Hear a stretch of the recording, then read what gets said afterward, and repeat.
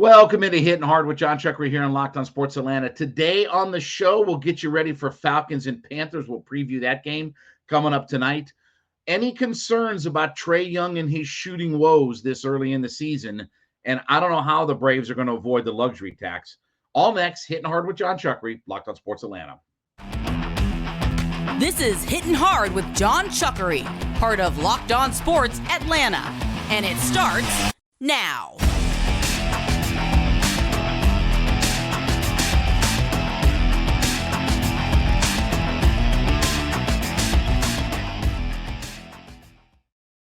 Hittin Hard is brought to you by Bet Online. Head to youtube.com, put Locked on Sports Atlanta into your search browser. When you get there, hit that subscribe button. We're headed right toward 5,000 subscribers. So hit the subscribe button, leave us a comment. We are free and available to download on all of your favorite podcast platforms, including Spotify and Odyssey. Leave us a 5-star review there. Roku and Amazon Fire. Yes, we are now available on those two platforms. Check us out there. And, of course, follow me on my personal Twitter page. That would be at JMCH316. So Falcons tonight take on the Carolina Panthers, Thursday Night Football. You know, the one thing I think is going to be something to watch is just the weather report, right? Doesn't sound like it's going to be too bad, but obviously we have this hurricane that's coming through Florida and headed to the Carolinas and all that. Could be wet, rainy weather. I don't think that's a bad thing for the Falcons. Look, last time in this game, and obviously this was one of the crazier games, not just for the Falcons, but in the NFL, the overtime game against Carolina, Mariota threw it 28 times in that game. Actually, it was 20 for 28, 239 yards, 3 touchdowns, and, of course, remember the 2 interceptions in that game. I think they're going to pull that back.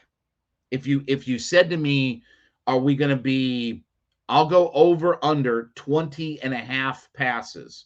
I'm going to tell you that I think we're going to be the under. I think we're going to be somewhere about 18, 19, 20 passes.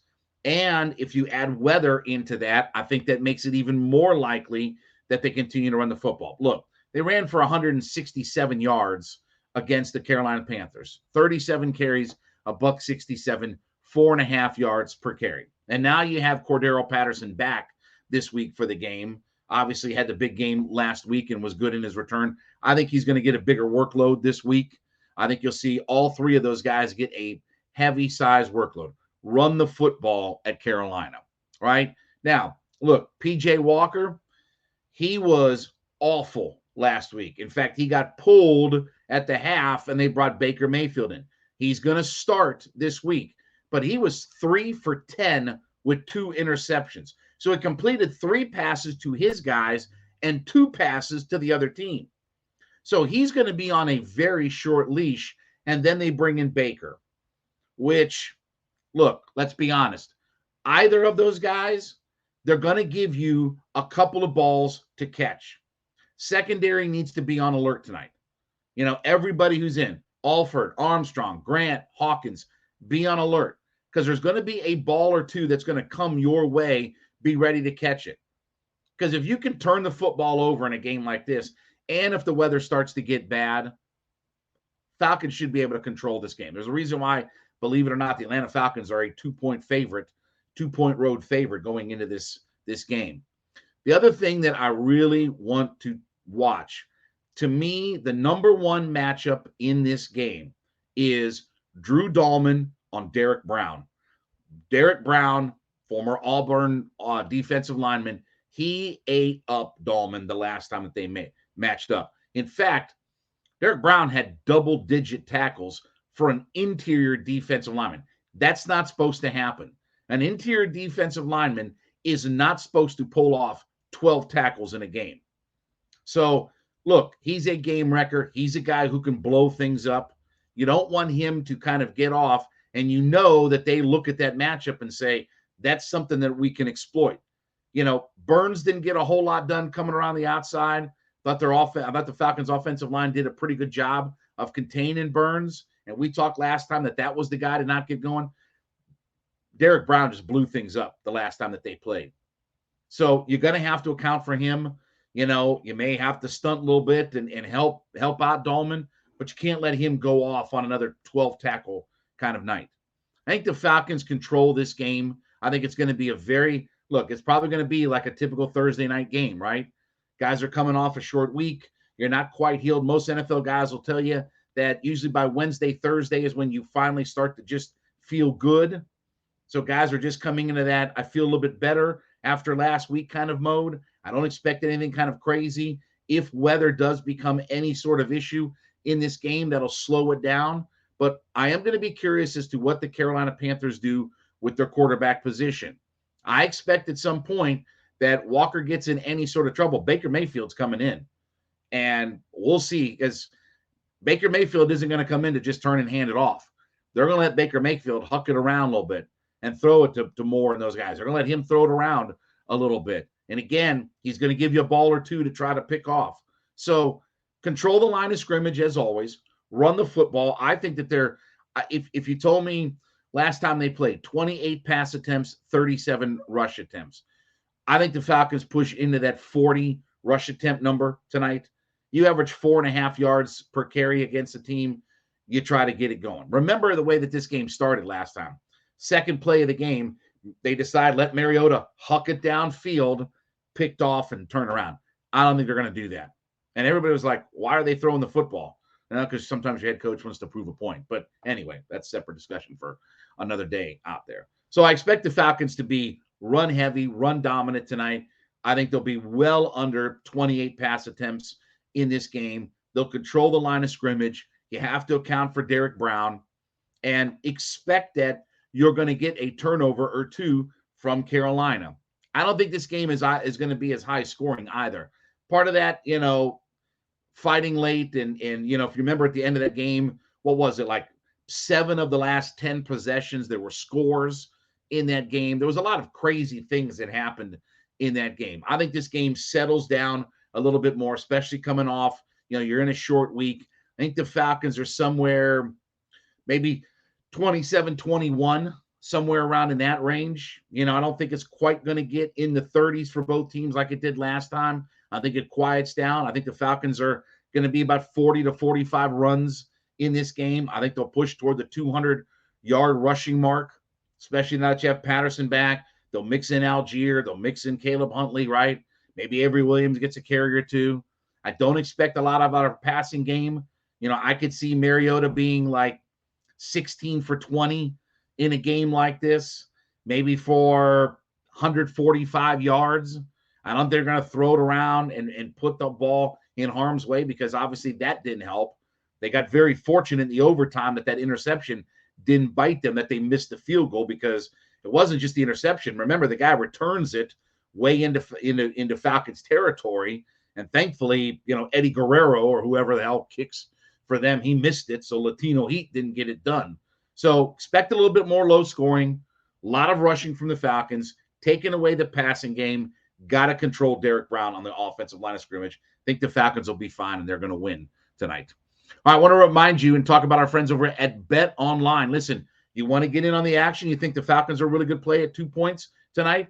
BetOnline.net is your number one source for all of your sports wagering information. So it's very easy. Take the mobile device and you head to betonline.net today. Check out all of the information that they have. You want to be a smarter sports bettor? They got all the news and information you can need. You want e-betting, you want scores, you want podcast news and information, stats. Everything is available at betonline.net. So very simply, you take that mobile device that you've got, head to betonline.net today, get in on the action. You want baseball, football, basketball, hockey, whatever you're into, whatever season it is, they've got you covered completely at betonline.net. So head there today on your mobile device. Check out all the information and action over at betonline.net. It's where the game starts. So last night, the Atlanta Hawks took it on the chin against the Utah Jazz, who, by the way, if you don't know, the Utah Jazz are the first team now in the NBA to get to 10 wins on the season. They're the second highest scoring team in the NBA. One of the things that did not help the Hawks last night was Trae Young's 10 for 28 shooting from the field. And if you start looking at some numbers for Trae Young, okay, now I guess let me preface all of that. Let me preface all of this, because I know what the comments are going to say. Oh, it's okay, I got all that, okay? I'm not concerned about Trae Young, but So far in these first 11 games, it's not what we're used to seeing. I'm expecting it to turn around. I think part of this is growth, learning to play with DeJounte Murray, having a different role, Nate figuring out the rotation. But right now, Trae Young is not off to a very good start shooting the basketball. Now, he's scoring plenty, right? 27.6 points per game. He's distributing it really well. 9.4 assists per game. So he's he's 0.3 assists and he's 0.8 points per game less than he was last year. But that's to be expected, right? You got DeJounte Murray, Hunter, Capella had a monster game, 15 points and 19 boards last night, including 10 offensive boards. You expect that they don't have to be as dominant with him trying to score the basketball. But where it is interesting is, number one, his field goal percentage is at 37.8%. Compare that to the last 2 years. Last year, 46% from the field, 43.8% a couple of seasons ago. So his field goal percentage is a decent amount down this year. 3-point percentage, he's hitting at 31.2% of his three-pointers. That's down from 38.2%. So you're about 20% less year over year. Even the year before, 34.3%. This would represent far and away, if this model held, to his lowest field goal percentage, lowest three-point percentage. But what's also interesting is when you look at his numbers, the number of shots that he's attempting. He's averaging over 23 shots a game. That's up 15%. So he's pretty much, if you look at his career numbers, this is far and away the highest shot attempt. He's basically 15% higher than any other year in his career as far as number of shots taking, but he's having a pretty considerable amount less that are falling in the basket. Now, again, it's only 11 games into the season. I'm not panicked or anything like that. And I don't know if it's just a matter of, again, learning to play a little bit more of a different role, right? He doesn't have to be so ball dominant in this offense. You can let DeJounte Murray. And I said this last time on radio show. The reason that, and the Hawks are off to a good start. They're off to a 7-4 start. That's their best start in 11 games since 2016. When they, believe it or not, were 8-3. No, take that back. They were 9-2 in their first 11 games. Listen to this stat. They were 9-2 in their first 11 games in 2016. And then in their next 11, they went 1-10. They only won 43 games in 2016. That's not the 60. The 60-win team was in 14. So hopefully the Hawks don't have that real reversal of fortune like they did in 16. But the Hawks are off to their best start since 2016. The number one reason they're off of that start is because of DeJounte Murray and what he brings, offense, defense, everything else. While Trae Young has struggled to get the ball in the basket, and he had lots of struggles early in that game. His first half numbers were not good last night. So I'm hoping and counting on the idea that, okay, Trae's just getting adjusted, right? It's a new offensive, mindset. He doesn't have to be as ball dominant and this, that, and the other. But it is interesting that Trae in this offense is shooting it more than he ever has in his career. He's still facilitating guys, which means that, they're probably getting more possessions. I haven't looked all that up for their team stats, but if he's shooting it more and he's still distributing it the same, they're probably getting more offensive possessions per game. That, again, is Murray and his defense and their defensive effort and things like that they get more possessions, more steals, more turnovers, things like that. So it is interesting that Trae Young is shooting it more than ever, but not making, as much out of all of it. Will be interesting to see because, look, they got a back-to-back. They play again tonight, right? So they're at home against Philadelphia. And if you look at their schedule coming up, their schedule's not very easy. They play a lot of really good teams over the next handful of weeks here. So the competition level, remember in the early part of the season, it's been Houston, Detroit, Charlotte, Orlando, a lot of vagabond organizations and teams that are out there. So you're not playing the cream of the crop. Yeah, you got a couple games against Milwaukee that's mixed in there. But by and large, the competition level hasn't been all that great. And Utah is a really good team. Again, they're the first team to get to 10 wins in the NBA. But it is going to be something to monitor. Let's see if Trae Young can get this thing turned around, because his three-point shooting has not been good this year. Sometimes his shot selection has been, I'm not as big a fan of those 40-footers that he hooks up, right?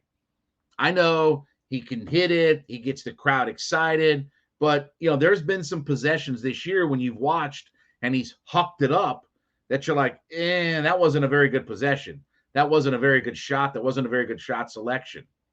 So, look, I have no problem if you tell me that Trae Young's points per game number regresses a little bit, because that should happen, right? If his distribution is staying right at the same level and you add Murray's ability to distribute the basketball, I expect his points per game to come down. I think the hope is that he would be even more efficient, though, on offense. Higher percentage shooting from the field, higher percentage shooting from three. Let him work on getting to the basket more, increase his free throws. That was one thing that hurt the Hawks last night, was just the fact that they did not get to the line at all in that game. Good news is that he is attempting more free throws than he did last year. Still not quite one of his career high numbers, 8.3 free throw attempts, but he is at a higher percentage of free throws. So as he is getting to the line a little bit more than last year, and if that percentage increases, then that's going to add more points per possession for the Atlanta Hawks. So I'm not worried yet, 11 games into the season, about where we're at with all of this, but it certainly is something to watch, that he's not shooting the basketball well, and he's taking more shots than he's ever taken in his career per game. They're 7-4. They're off to a good start. Let's hope that trend continues and they keep this thing cranked up and going. All right, I want to remind you, you make Locked On Sports Atlanta hitting hard with Jon Chuckery your first listen every day. Make Locked On Sports Today, their podcast, your second listen every day. The biggest stories of the day, plus instant reactions, big game recaps, the take of the day. That's available for free on Odyssey, YouTube, or wherever you get your podcast from. And want to remind you as well, our friends over at Built Bar. Yes, our folks are back. Listen, everybody's looking for low sugar, low carb, high protein snacks, right? But you want something that tastes good as well. I got the solution for you. Head to Built.com today. Check out their wide menu of products that they have available. We talked before about the protein-infused marshmallow puffs. You got to check those things out. If you're looking for something that's got a little different taste and texture to it, something a little bit different than just your standard kind of regular protein bar, try the marshmallow puffs. They got a very interesting taste to them. They're always coming out with new flavors. So if you head to their website, Built.com, you can check out whatever the newest flavors are. They got all the standards: berry, coconut, cookies and cream. I got a whole assortment of those flavors here that every so often I just need to grab one and hit it and go. I love the berry, by the way, and I do like the cookies and cream is pretty good too, but I really like the mixed berry one that they have. So here's what I want you to do. Head to Built.com today. Put your order together at Built.com. When you get to checkout, hit the promo code LOCKEDON15. Put that promo code in at checkout. LOCKEDON15. LOCKEDON, the number 1, the number 5. Put that in the checkout. You get 15% off your order simply by using the promo code LOCKEDON15. Head to Built.com today. Check out their wide menu of products. Get that first order put together. Save yourself some money, 15%, by using the promo code LOCKEDON15 over at Built.com. So I saw Dave O'Brien tweet out that, again, trying to figure out where Dansby is. Are we going after this guy, that guy, whatever like that? And he made a very declarative statement that because somebody was asking about the Odorizzi money, right? Like they traded Jake Odorizzi yesterday. They had to give away $10 million. They only saved 2.5. Okay, whatever. I don't really care. As long as it gets Jake Odorizzi out of here, right? I'd rather see Bruce Chen pitch than Jake Odorizzi. So they move on from Odorizzi, and somebody was asking Dave O'Brien about the payroll and all that and where we're going to be. Because one of the things that we heard is that Terry McGurk specifically said the idea of, hey, we were a top 10 payroll this year, I could very much envision us getting into the top 5. He didn't say 5 years from now. He didn't say a decade from now. He talks about next year getting into a top 5 payroll. Now, part of that is your payroll's going up just because all those contracts where you're getting away with $1 million here and $1 million there for Ozzie and Ronnie. Okay, well, now the Piper is starting to come due for the money on that. So Ronnie's like $15 million this year, right? So his money's starting to create. He's not $1 million player anymore. Now he's 15, right? So just by attrition, your payroll is going to go up. And Dave O'Brien had a very declarative statement about that it was a moot point to talk about the luxury tax because the Braves are not going in the luxury tax. And it got me scratching my head a little bit.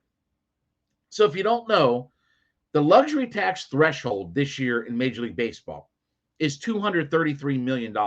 So once your payroll gets above $233 million, you are in the luxury tax. And basically what it is for every million that you're over, you're talking about a 20% penalty. So if you're $10 million over, right, you're going to pay $2 million. So the luxury tax is not a big deal if you're a first-time offender, right?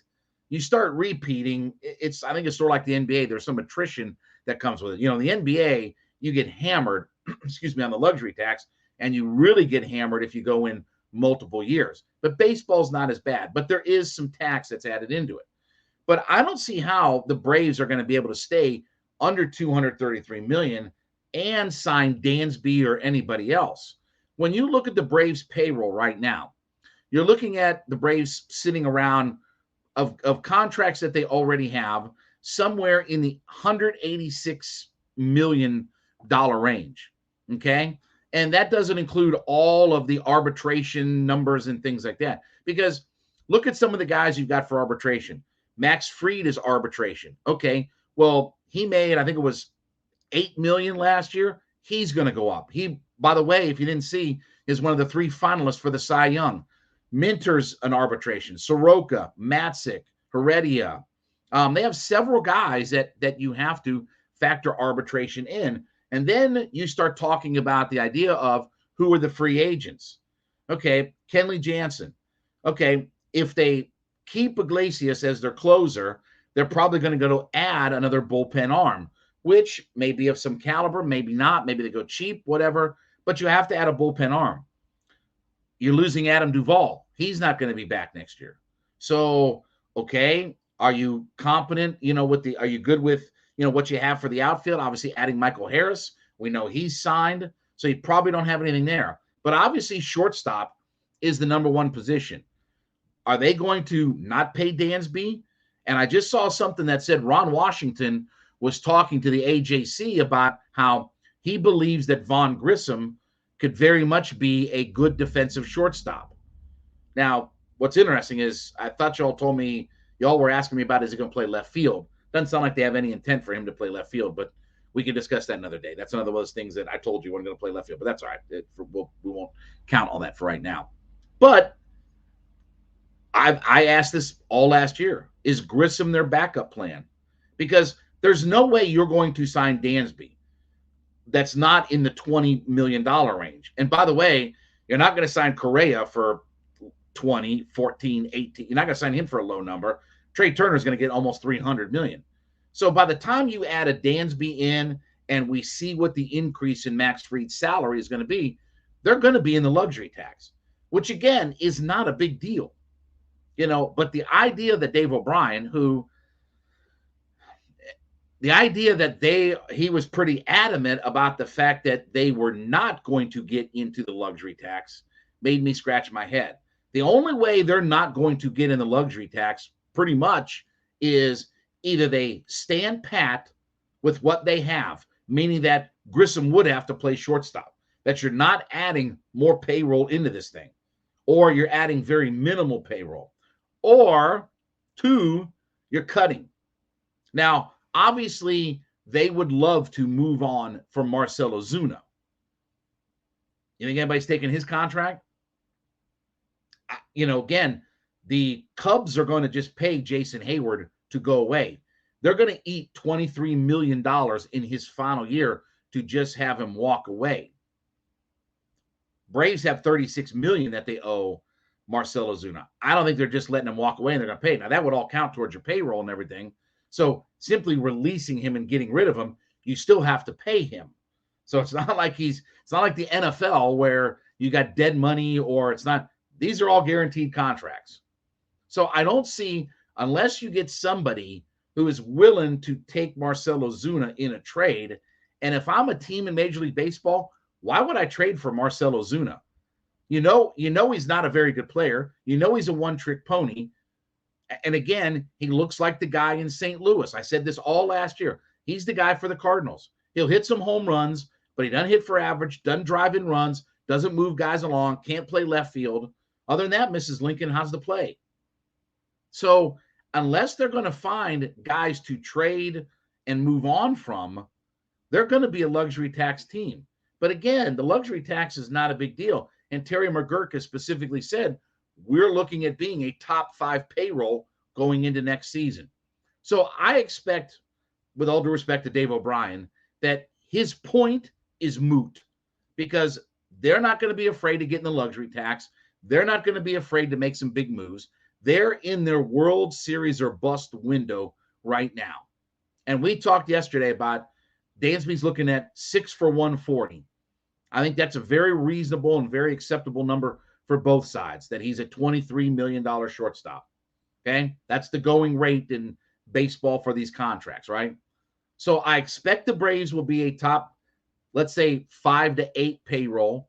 I expect them to be in the luxury tax. I expect them to sign Dansby, and then maybe they make one more move from there.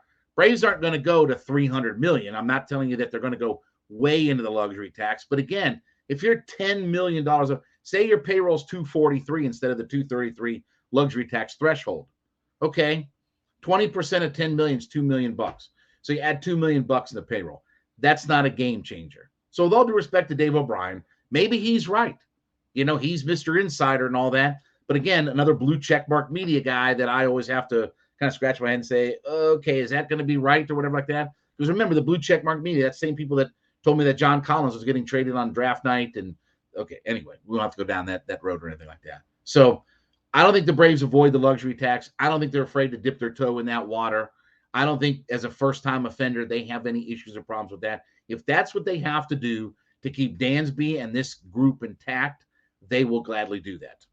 All right, well, thank you so much for making Hittin' Hard with Jon Chuckery your first listen every day. Reminder, make Locked On Sports Today your second listen. The biggest stories of the day, instant reactions, big game recaps, and, of course, the take of the day. It's free and available on Odyssey. They have their YouTube page. Check them out on all your favorite podcast platforms. Also, head to youtube.com. Put Locked On Sports Atlanta in that search browser. Hit that subscribe button. We're trying to get to 5,000 subscribers, so hit a subscribe button for us. Leave us a comment there. We're free and available to download on all of your favorite podcast platforms, Spotify, Odyssey, whatever your favorites are. Head there today. You can download us for free. Leave us a 5-star review. Roku and Amazon Fire. Check us out there as well. New platforms that we're part of as well. We're blowing up everywhere. And, of course, give me a follow on my personal Twitter page at JMCH316. We'll recap what we see tonight in the Falcons game as we close out on a Friday. This has been Hittin' Hard with Jon Chuckery, Locked On Sports Atlanta.